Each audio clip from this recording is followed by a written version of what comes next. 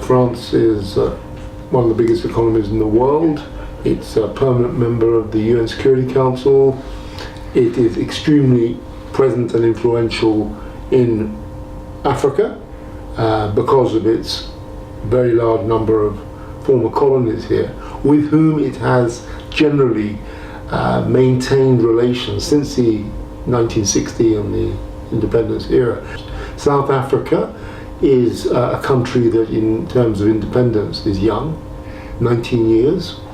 It will have historically, the government and the people who are in power now will historically have taken a dim view of France and other colonial powers, and are now wanting to, because of South Africa's influence and wealth and so on, wanting to assert themselves in their backyard.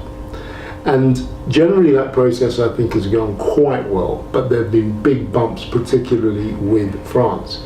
I mean, lots of them, several of them.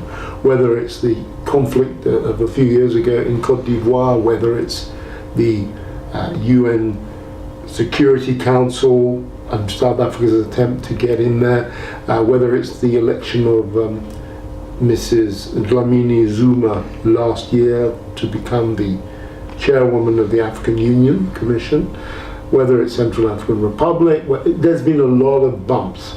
And I think the problem is that the, shall we say, the new authorities in South Africa, look, this is my opinion, haven't done their homework well enough on the state of that relationship. You can wish it away, you can think it's bad, you can think what you like. You've got to deal with reality. The nuclear issue.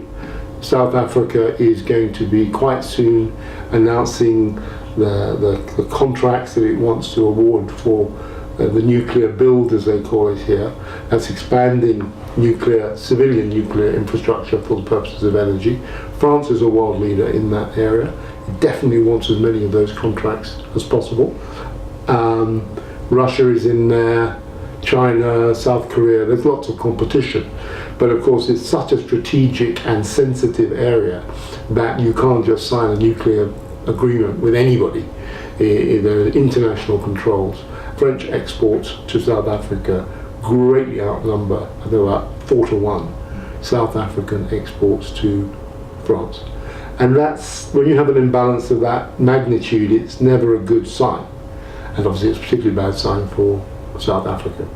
So there'll need to be some, and I'm sure there will be quite a lot of discussion on how that imbalance can be rebalanced, if you like, to be more equitable.